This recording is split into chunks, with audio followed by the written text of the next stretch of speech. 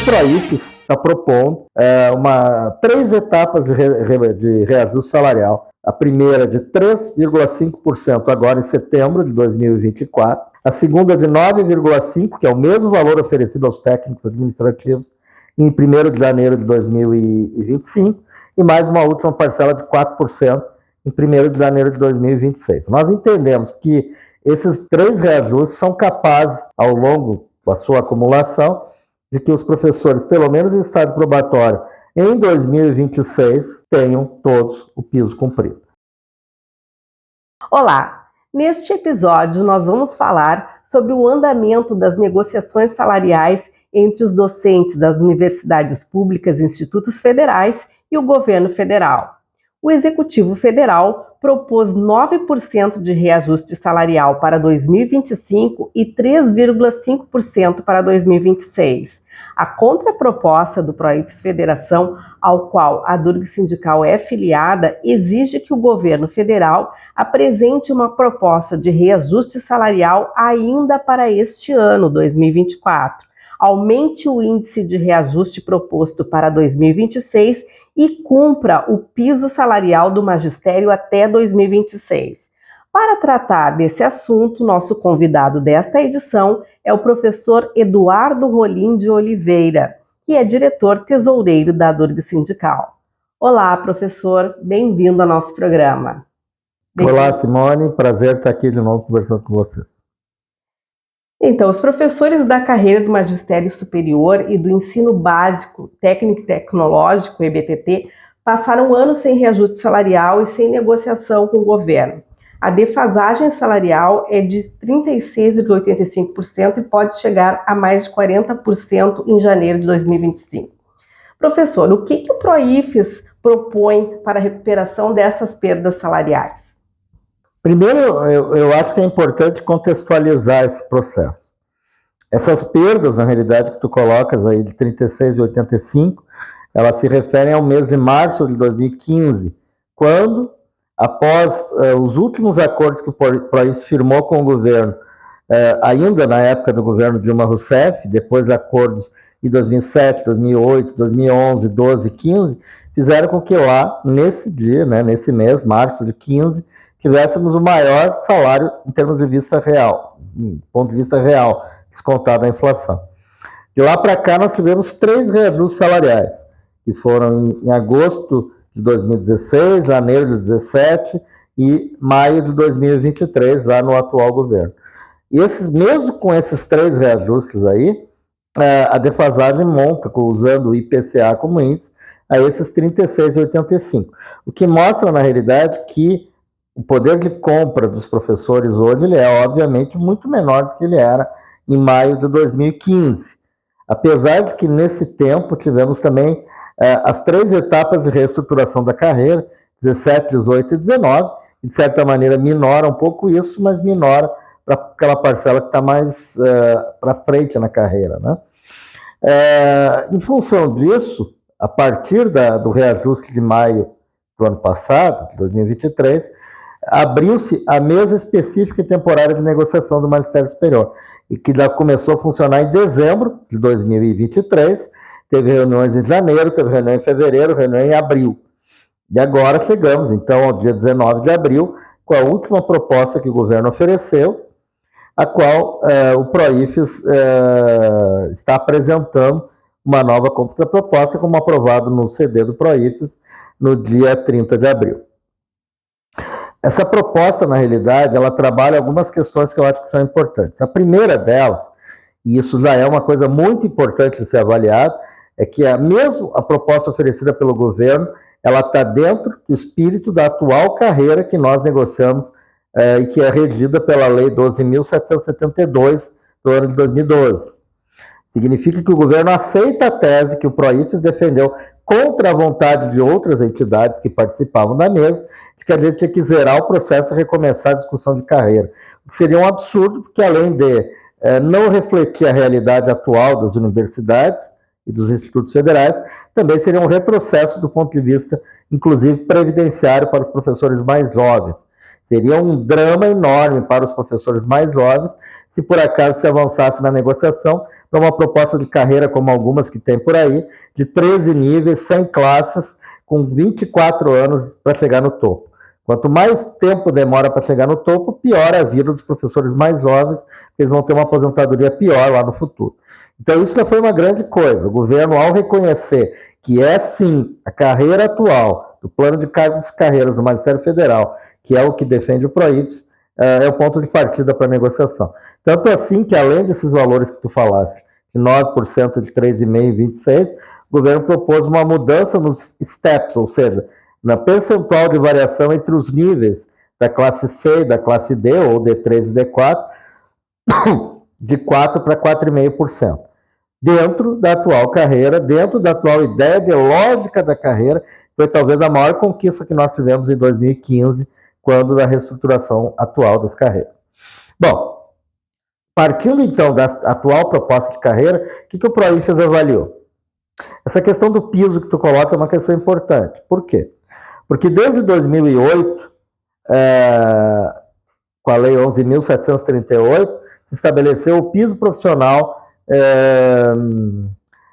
nacional do Magistério da Educação Básica, Magistério Público da Educação Básica.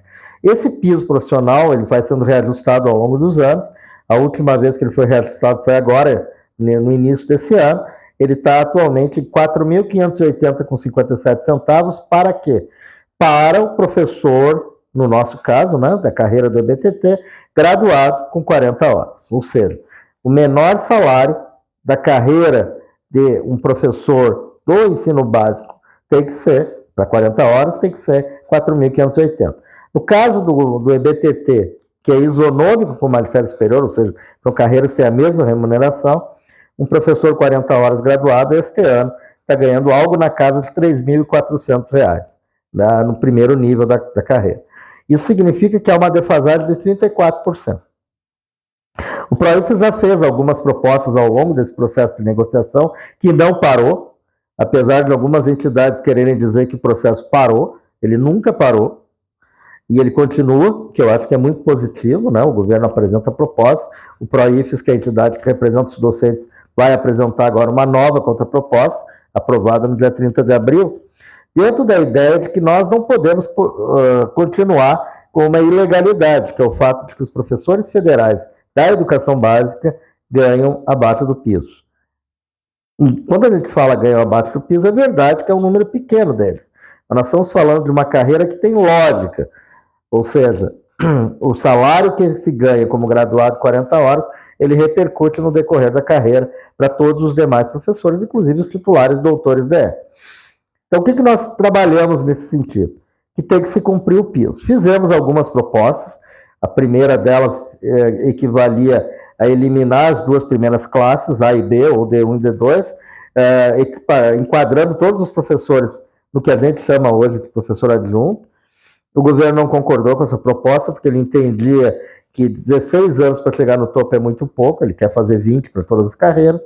Então, o PROIFES refez sua proposta, numa segunda tentativa de acordo, no qual nós criamos uma classe de entrada com 3 anos, que permitiu que o tempo para chegar no topo seja o mesmo, 19 anos, porém a defasagem em relação ao piso é menor, porque os professores são enquadrados mais para cima, né, no que equivaleria hoje a classe B nível 2 ou a classe D2 nível 2, faria com que a diferença com o piso fosse da ordem de 15%. Bom, se a gente pensa só nos professores que já cumpriram o estágio probatório, portanto estão em C1, essa defasagem entre o valor do piso profissional e o que ganha o professor adjunto 1, C1 ou D3-1 graduado, com 40 horas sem dedicação exclusiva, essa diferença é exatamente de 9,39% nos dias de hoje.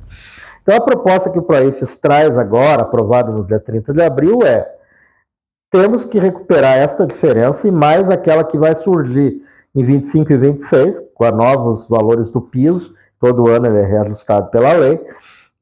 Nós, pelo menos em 2026, temos que cumprir esses valores.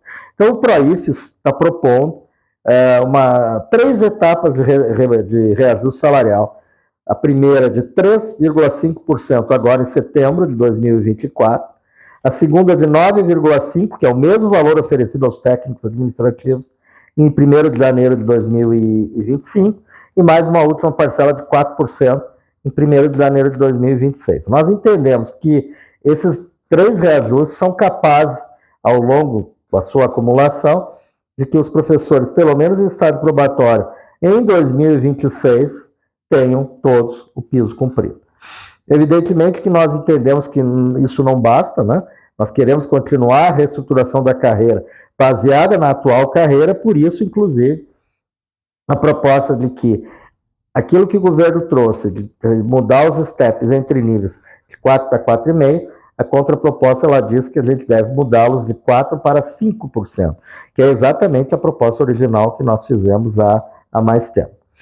A proposta ela tem isso do ponto de vista salarial, né? Evidentemente que ainda há vários outros aspectos, como, por exemplo, se defende que os benefícios, quando se entende benefício, se fala de valores que não são das tabelas da carreira, mas são auxílios como alimentação, como pré-escolar, como o ressarcimento de saúde, que foram reajustados também na portaria publicada no dia 29 de abril agora, a partir do termo de compromisso que foi assinado pelo PROIFES e por uma série de outras entidades, inclusive na área da educação, a FASUBRA e o SINASEF, são aquelas que assinaram, outras não assinaram, mas a maior parte dos servidores federais entendeu que era correto fazer isso, então os benefícios já foram reajustados agora. Mas nós entendemos que eles devem continuar sendo reajustados. Que passou para R$1.000, ali o reajuste também de 51% na saúde complementar, são esses índices que foram reajustados e publicados no Diário Oficial, professor. Isso, exatamente, foi publicado agora no dia 29 de abril. Esses reajustes nós entendemos que eles têm que continuar sendo reajustados para que, ao final de 26, se possa ter uma isonomia entre os outros poderes, com todos os 3 poderes, no caso.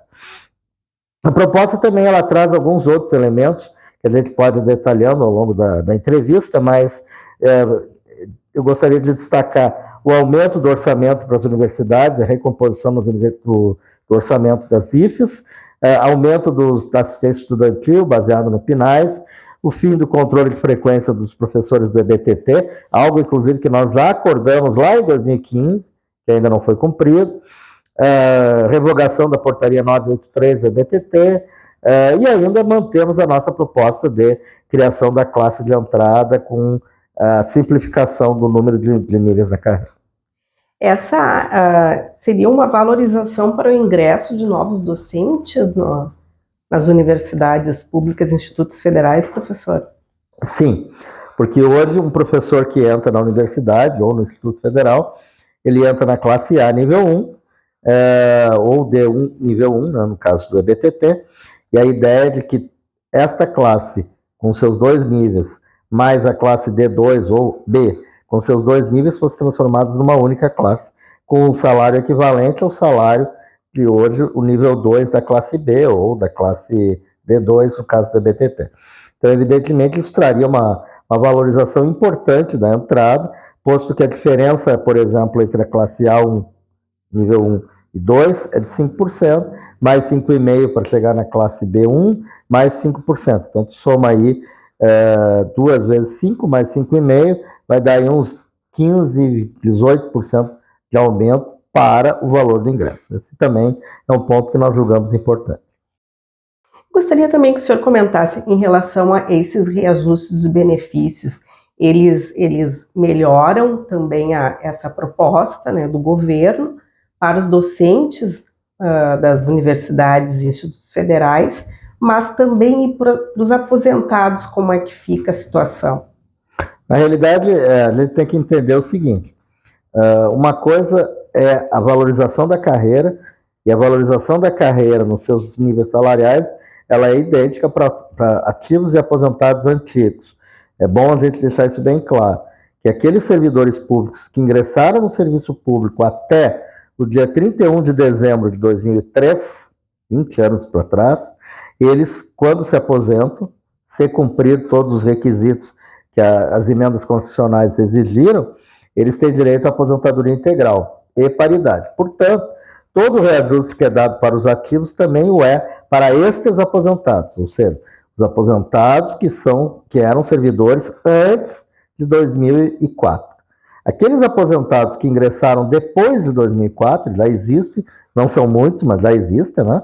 Já se passaram 20 anos, esses não têm integralidade nem paridade. Portanto, quando a gente fala em valorização da carreira, negociação salarial, nós não estamos falando mais para esses aposentados, porque esses têm uma regra que é igual à regra da iniciativa privada, a regra do INSS. E, portanto, eles já tiveram esse ano um reajuste salarial de 4,62% nos seus proventos, que é exatamente o mesmo reajuste que tem os trabalhadores da iniciativa privada, que ganham mais do que um salário mínimo. Então, essa é uma realidade nova que a nossa base tem que começar cada vez mais a compreender, que nós já somos divididos em função das várias reformas de previdência que foram acontecendo no passado. A questão dos benefícios ela é muito importante pelo seguinte: não é porque nós estamos numa luta para valorizar a carreira que nós não vamos lutar também por uma conquista histórica que nós sempre defendemos, que os benefícios do Poder Executivo são muito menores que aqueles do Poder Legislativo e do Poder Judiciário. Então essa é uma luta que tem que continuar em paralelo. Então sim, é positivo que os benefícios tenham sido reajustados. O auxílio alimentação passar de 658 para 1.000, ele faz com que seja mais fácil para que os professores que vão à universidade todos os dias, trabalhar, dar aula, fazer pesquisa, extensão, eles têm que comer lá na universidade. O auxílio alimentação ele é previsto pela lei justamente para isso, para que o trabalhador que se desloca da sua casa e vai à universidade ou ao instituto trabalhar, ele tenha essa alimentação. Ele não é extensivo aos aposentados. O ressarcimento de saúde O ressarcimento de saúde ele é extensivo para ativos e aposentados, com um detalhe muito importante: ele não é para todos, ele é um ressarcimento para aqueles que têm planos de saúde suplementar. Aqueles que só usam o Sistema Único de Saúde, por exemplo, e não pagam um plano de saúde suplementar, eles não recebem esse ressarcimento. Esse ressarcimento, provavelmente, quando o governo pensou nele, isso foi objeto de discussão lá nas mesas, na época de 2012, 2015, ele foi implantado em janeiro de 2016, ele tinha o objetivo justamente de dar uma folga para que as pessoas da classe média, os servidores públicos com maiores salários, possam, inclusive, usufruindo desses planos privados, ou não necessariamente privados, como o GEAP, por exemplo, que é um plano de autogestão, também ajudassem a que nós pudéssemos desafogar um pouco o Sistema Único de Saúde. É um grande sistema, é um sistema que a gente tem que valorizar, mas que infelizmente não é capaz de dar conta de toda a população brasileira, com todos os dramas que a gente vê por aí. Então o ressarcimento de saúde ele é devido sim a ativos e aposentados que têm um plano de saúde. Já o auxílio pré-escolar, ele é devido para quem tem a seu cargo, a seu sustento, um menor até 6 anos de idade. Ele normalmente é o filho, por isso normalmente acontece no caso dos ativos, mas ele também pode vir para outras situações, como adotando, como neto, sob guarda, enfim, existem outras situações também. Então, eu acho que a gente não tem que dividir as coisas. Os benefícios eles são importantes para ativos, para aposentados que têm plano de saúde, para aqueles que têm filhos menores, mas eles são um complemento. O que nós estamos discutindo efetivamente é o ressarcimento, a valorização da carreira, no que se refere a vencimento básico, retribuição por titulação, enfim. Então, para mim, uma coisa não invalida a outra. São dois trabalhos, são dois processos diferentes, que ambos são muito meritórios e muito importantes. E os professores também têm muitas dúvidas em relação a esses aumentos dos STEPs, dos STEPs dos níveis para 5%.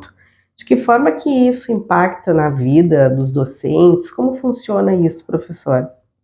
Nós temos que pensar assim, desde 2015, no acordo de 2015, desde a lei de 2016, quando houve a reestruturação da carreira em 3 etapas, quando terminou a terceira etapa, em agosto de 2019, toda a estrutura das nossas carreiras do Magistério Superior e do EBTT, ela ficou absolutamente igual, ambas lógicas. O que significa lógica?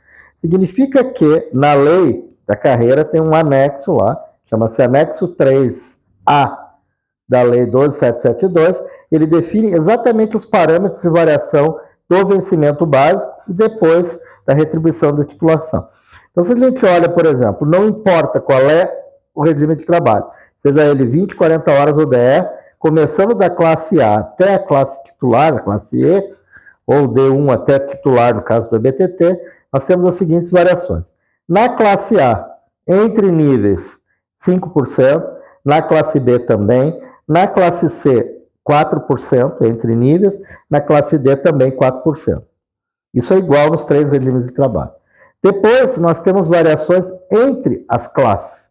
Entre a classe A e a classe B são 5,5%, entre a classe B e a C, 5,5%, entre a classe C, de adjunto, ou a D3, no caso do EBTT, e a classe seguinte, que é associado ou classe D, ou D4 no EBTT, a diferença é de 25%. E, finalmente, 10% para titular. Ainda existem parâmetros bem definidos entre os regimes de trabalho. Entre o regime de trabalho de 20 horas e de 40, tem um acréscimo de 40%, entre o regime de 20 horas e o de DE tem um acréscimo de 100%, além dos acréscimos por titulação em cada um dos regimes. Ou seja, todos os parâmetros da nossa malha salarial, eles são definidos, logicamente, a partir do primeiro valor de entrada, que é o professor graduado 20 horas, em regime de graduado 20 horas. Esse é o primeiro nível, o menor salário da nossa carreira, que é de R$ 2.400. A partir daí, com esses valores, se define todo o resto da malha.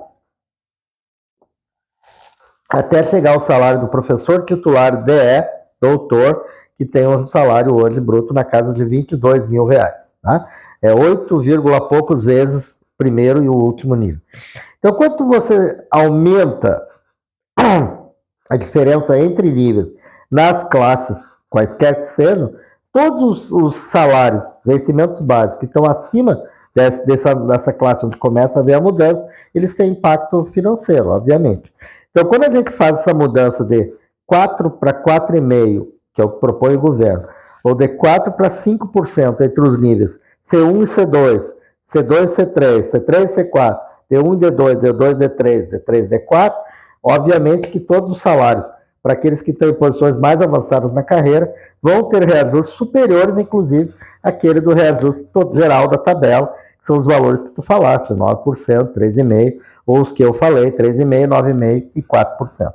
Então, é como se fosse um acréscimo a mais. Por que isso é importante? É só para aumentar a diferença salarial? Não. Isso se reflete, na realidade, naquilo que a gente sempre defendeu, que foi a qualidade acadêmica, o mérito do trabalho que é feito pelo professor no ensino, na pesquisa, na extensão, que permite que ele, ao longo do tempo que ele passa na carreira, ele tenha uma valorização salarial importante.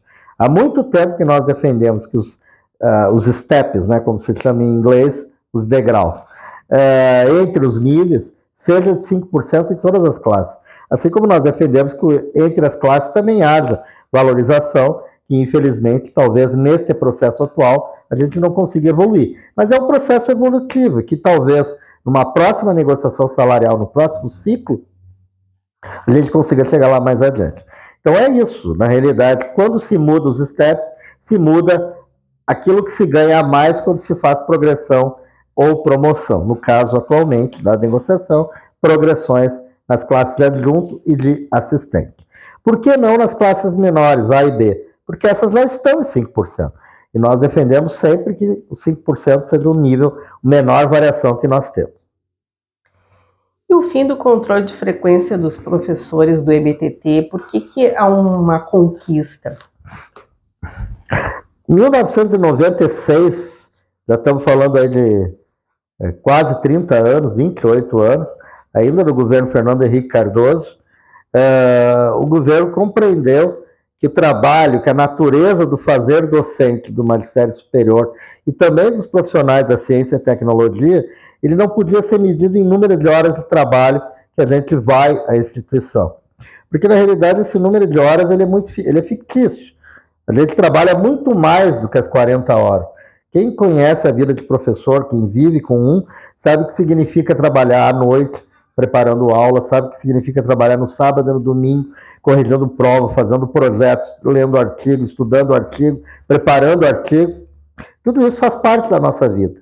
Então a gente não pode dizer que o professor vai retribuir à sociedade apenas com o número de horas que ele bate o ponto lá na universidade. Porque se a gente fosse contar o número de horas que a gente trabalha, a gente teria que ter remunerado mais ou menos por 90, 100, 200 horas por semana, o que obviamente não é possível, inclusive por razões de ordem legal. Então, o que o governo reconheceu lá em 96 para os professores das universidades e da ciência e tecnologia, e aliás, diga-se de passagem, não é só para nós. Todo mundo que tem DAS, que é uma gratificação para diretoria, assessoramento superior, todo mundo que tem funções de CD, eles também têm liberação do controle de frequência, não é apenas para professor, tem uma série de carreiras que tem isso. Nós simplesmente tivemos o reconhecimento lá em 96. O que significa isso? Que professor não precisa provar que trabalha? Não. O chefe de departamento, todo mês, apresenta a planilha de frequência e nós, obviamente, somos obrigados a dar aula, a comparecer em reuniões, a fazer projetos, mas nós não somos medidos pelo relógio, nós somos medidos pela produtividade, pela produção de conhecimento, pela produção de extensão, inclusive por tudo que envolve fazer ensino. Isso sempre aconteceu já, então, para nós, é uma coisa natural para nós da universidade. Agora, os professores da carreira do EBTT, que é uma carreira que foi criada em 2009, 2008, eles não têm essa isonomia. Por quê?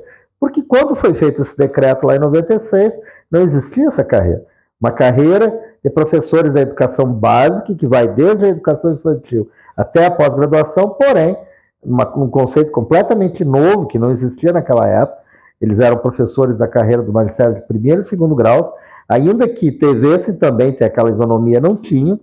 Quando a gente traz e cria a carreira do EBTT num acordo que o PROIFES assinou com o governo lá em 2008, nós trouxemos para eles também a mesma ideia de reconhecimento do fazer docente que eles fazem no Instituto Federal, do mesmo jeito que nós fazemos na universidade. Só que isso não era reconhecido. Então, o professor do EBTT, dependendo do lugar onde ele trabalha, ele tem que fazer ponto eletrônico, biométrico às vezes. E isso nós entendemos que é incompatível com o fazer docente. Então, em 2015, nós fizemos um acordo com o governo, o acordo 19/2015, que o PROIFES assinou sozinho com o governo, no qual a gente garantiu o fim do controle de frequência. Não significa, vou insistir, vou ser bem claro nisso, não significa que nós defendamos que o professor não vá trabalhar. Nós defendemos é que o controle do trabalho docente ele não se faz pelo relógio, ele se faz por outros indicadores muito mais eficientes. E como eu disse, se o governo realmente quisesse nos remunerar pelo relógio, eu tenho certeza que o nosso salário ia ser bem maior que o dobro que ele é hoje. Então, esse acordo ele tenta, e o governo aparentemente está reconhecendo isso agora de novo, ele tenta trazer para os professores do EBTT o mesmo reconhecimento que os professores do magistério superior. E agora, quais são os próximos passos das negociações com o governo federal? Antes de falar disso, eu acho que a gente tem que comentar outras coisas. Porque é o seguinte, não se trata apenas de uma discussão, o quanto de dinheiro o governo federal vai colocar para nos dar reajuste salarial. Nós sabemos que a folha dos professores universitários e dos institutos, ela está na ordem aí de 35 bilhões de reais ano. É um valor alto para a nação, não tenho dúvida disso. Mas uma nação que quer ser soberana, que quer ser grande, que quer fazer pesquisa, ensino, extensão, ela tem que investir. Nós somos um país muito grande, temos 219 milhões de habitantes. Então pensar assim, não, nós temos hoje cerca de 70 universidades federais, cerca de 600 campi de Instituto Federal, dos 32 ou 33 que existem, é muito? Não, não é. Tanto não é que o percentual de pessoas brasileiros em idade escolar certa que acessam a universidade pública ou o Instituto Federal está na mesma conta, é muito menor do que aquele que existe na OCDE, por exemplo. Nós temos um número de brasileiros que frequentam a universidade privada que é mais que o dobro daqueles que frequentam a universidade pública. Então o sistema não é pequeno, não é grande demais, não. O fato de termos 203 mil profissionais, claro que tem a parcela dos aposentados aí incluído, mas digamos, se a gente tem 150 mil professores, ainda é muito pouco para fazer com que a gente tenha um número de matrículas, como, por exemplo, o nosso país vizinho, aqui a Argentina, que praticamente 100% das matrículas são na universidade pública. Ou países como a França, que é assim, ou países da Europa em alguns casos. Não vamos comparar com os Estados Unidos, que é um outro tipo de modelo completamente diferente. Mas no caso daqueles que apostam na educação pública, como é o caso da Argentina, o caso da Europa, nós ainda temos um número de matrículas muito menor do que eles na educação pública. Então o sistema precisa crescer. Agora, isso é uma disputa orçamentária. Isso eu acho que a gente tem que fazer um debate bem sério e discutir muito o que está acontecendo no Brasil. Em 2016, quando houve o golpe que derrubou a presidente da República eleita, uma das consequências mais dramáticas disso foi que esse golpe parlamentar que levou ao impeachment é o mesmo tipo de processo que fez com que o Congresso Nacional Brasileiro, a partir de 2016, passe hoje a ser praticamente um sequestrador do orçamento da nação. Se a gente for comparar o Brasil com esses outros países que eu falei, a proporção do orçamento nacional, que é definida por emendas parlamentares no Brasil, é escandalosa comparada com outros países, inclusive países ricos, como é o caso dos Estados Unidos, dos países europeus, onde essa proporção é muito menor. E qual é a consequência maior disso?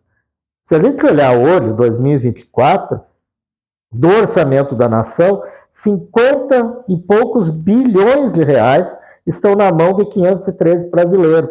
São os 513 deputados federais e mais os 81 senadores. Ah, mas eles usam esse dinheiro para fazer emenda para o bem da sociedade. Algumas para a saúde, para a educação. O problema não é esse. O problema é como que esse dinheiro é definido. E passa a ser definido não por uma política nacional séria, definida por aquele governo que foi eleito, que cria um programa nacional para educação, para saúde, para investimento, para estrada, seja lá o que for. Acaba sendo uma coisa picadinha, como se cada deputado ou cada senador passasse a ser uma espécie de vereador federal, onde ele vai definir o destino de uma parcelinha do orçamento, parcelinha no que se refere ao global, mas um valor grande de orçamento, alguns milhões de reais, para a sua base eleitoral. Na prática, o que nós estamos fazendo é transferindo para os atuais parlamentares um poder que torna, inclusive, a democracia insuspeita. Porque, afinal, esses eleitos eles vão ter um poder de ir lá influenciar a eleição a partir de compra de votos, a partir de destinação que atenda basicamente os interesses daquela sua camada da qual ele representa. Isso, para mim, é uma apropriação indébita do orçamento da nação, que faz com que, na realidade, nós tenhamos uma política completamente distorcida. Então, falta dinheiro para investir em estrada? Falta. Falta dinheiro na educação? Falta. Falta dinheiro na saúde? Falta. Em grande parte, falta, porque nós, em vez de termos um programa que é muito mais barato, nós temos 513 despesas, ou mais 81, completamente esparsas, sem nenhuma lógica de política. Esse debate da apropriação do orçamento da nação pelos parlamentares para atender seus interesses privados é um debate que nós temos que fazer, porque o país vai cada vez perder mais com isso. Porque esses deputados e senadores que hoje lá estão, eles se autorreproduzem, porque eles passam a ter um dinheiro que os outros brasileiros que não estão lá não têm, inclusive, na hora de fazer a eleição, para a gente repensar a formação do Congresso Nacional. E hoje nós temos um Congresso Nacional retrógrado, atrasado, contra os interesses da sociedade, que defende em grande parte os interesses do grande mercado especulativo, dos grandes empresários, que faz com que haja uma distorção e o povo perca. Além disso, nós temos outros debates a fazer, como, por exemplo, esse da desoneração fiscal.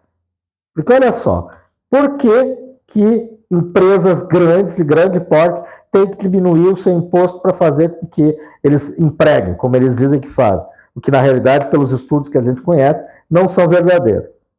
Não há uma contrapartida de empregos igual àquele valor que eles deixam de arrecadar, deixam de contribuir. Isso novamente faz com que a gente não possa ter mais recursos centralizados no Poder Executivo, seja nacional, seja estadual, seja municipal, para que se faça programas únicos, programas centralizados, programas estruturados. E acaba se fazendo, na realidade, uma enorme transferência de renda do povo mais pobre, daquele que tem mais necessidade de serviço público, para um pequeno número de pessoas que detêm grande parte da renda nacional. Basta ver a distorção que a gente viu há pouco tempo aí nas estatísticas do IBGE, que mostra que a concentração de renda no Brasil após a pandemia aumentou. E o 1% mais rico detém uma parcela de recursos que corresponde a mesmo que a grande maioria da população. Isso é aprofundado com isso. Quando nós abrimos mão de que essas pessoas paguem impostos para que elas digam, entre aspas, que vão gerar mais empregos, o que não é verdade. E além disso, tem os interesses eleitorais desses parlamentares que eu falei anteriormente, que desoneraram, por exemplo, a contribuição previdenciária dos servidores dos municípios. O que é, inclusive, inconstitucional, porque por essa reforma da Previdência que Bolsonaro fez, da qual grandes malefícios fez para a sociedade, uma das coisas que ela fez, talvez que não seja tão ruim, é o fato de dizer que não pode haver redução da contribuição previdenciária.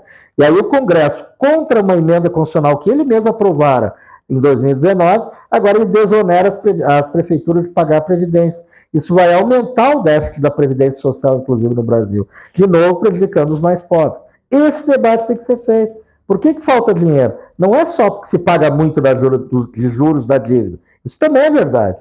Mas esse sequestro do orçamento pelos parlamentares, mais a desoneração, é um problema sério que ou o Brasil debate, ou o Brasil cada vez mais vai ir para uma concentração de renda e cada vez mais nós vamos ter a democracia em risco, porque parcela de parlamentares se autorreproduz e eles representam interesses que não são da maioria da população.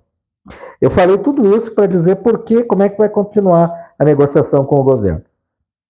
Uma das coisas que o governo fala nas mesas de negociação é que seria importante que, se fosse aprovado, que está em debate agora, esses dias, lá no Congresso Nacional, a criação do DPVAT, a volta do DPVAT. Mas dentro daquela medida lá está a antecipação de 15 bilhões de reais que o novo processo, nova regra fiscal do arcabouço fiscal permite que haja essa despesa maior desde que a arrecadação cresça. A arrecadação cresceu muito em janeiro e fevereiro. Então, o governo embutiu essa proposta de trazer uma parte de recursos que sobraram do aumento da arrecadação para despesas e investimentos sociais. De novo, o Congresso Nacional quer pegar 1/3 desses valores. Mas, de qualquer maneira, esses recursos são importantes para que a gente possa avançar nas negociações. E nem isso parece que o Congresso Nacional quer fazer, por conta de justamente reservar o dinheiro para outra coisa que não o investimento público. Nós esperamos que o governo acolha a contraproposta que o Proívio está fazendo agora, no dia 30 de abril, como eu disse, de uma maneira positiva, que a gente possa evoluir nas negociações, porque nós entendemos que o melhor processo para chegar num bom acordo é a negociação. Se ele não acontece, se ele parar de acontecer, se ele chegar num impasse, bom, a greve sempre é um instrumento que nós achamos que é importante e que ele tem que ser muito valorizado e, por isso, muito cuidado. Como você sabe, aqui na Durgs já fazem 2 assembleias que esse debate é colocado e a Assembleia decide que não é momento de abrir consulta eletrônica para fazer greve por conta de que se entende que o processo negocial está em curso. Nós esperamos que esse processo negocial acabe, não pela interrupção, mas sim por um acordo salarial que permita que a gente tenha valorização. Eu acho que se essa proposta que o Proívio apresentou agora for bem acolhida pelo governo, a gente possa chegar num bom entendimento, e aí as Assembleias Gerais do país inteiro vão poder deliberar sobre isso em breve. Então a nossa expectativa é de que isso tudo aconteça em muito breve tempo, até porque, vamos combinar, nós já estamos em maio, quase, e daqui a 2 meses o país só vai falar de uma coisa: eleições municipais. Eleições municipais. E é bom que as pessoas tenham bastante consciência para escolher os parlamentares, né, os vereadores que vão estar nas câmaras, né, das cidades, né, porque, como o senhor falou, né, hoje nós temos aí um Congresso que completamente vai na contramão dos interesses do povo, e como é importante as pessoas escolherem bem os candidatos. Eu nunca tive dúvida disso. Na realidade, não cabe a um sindicato, como é o caso da Durgs, inclusive a lei não permite isso, que a gente fique dizendo que o candidato A ou B é melhor que o outro. Agora, as pessoas têm que avaliar muito bem o que fazem, o que fizeram os seus parlamentares. E principalmente nesse mundo que a gente está vivendo hoje, não aceitem balinhas, né? Como dizia nossa mãe e nosso pai. Não pegue doce que te dão na rua. Esse doce pode ter algum problema. Não ache que só porque vem uma emenda parlamentar e tem uma plaquinha do cara lá, ele está fazendo algo que é muito diferente do que é obrigação dele fazer. Porque o parlamentar está lá para responder aos interesses do povo. Agora, não necessariamente a plaquinha com o nome do cara vai mostrar que ele é melhor que o outro. Vai mostrar apenas que ele está dentro desse esquema que, na minha opinião, é o esquema que desvia os recursos do país para a mão de pouca gente.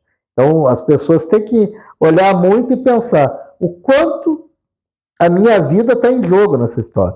Eleição é municipal, não é o que nós estamos falando do Congresso. Mas a pessoa tem que pensar o que significa o ônibus que eu pego, o que significa o calçamento da minha cidade, o que significa a possibilidade de eu ir no posto de saúde. Tudo isso quem trata é o prefeito, quem trata são os parlamentares municipais. Então é isso, professor. Muito obrigada pela entrevista. Temos a esperança que essas negociações tenham um bom resultado aí para o conjunto dos professores das universidades federais e dos institutos federais. Muito obrigada. Eu agradeço, estou sempre à disposição. E para você que ainda não curtiu o nosso canal de YouTube, vá até lá, deixe o seu joinha, se inscreva no nosso canal. Se preferir também ouvir o podcast, acesse o nosso canal de Spotify da Durg Sindical e também participe da campanha Filie-se, com informações no nosso site www.adurgs.org.br. Obrigada, até mais. Professor, quem luta contigo quando você precisa? A Durg Sindical, à frente das principais lutas e conquistas dos professores federais. Filie-se.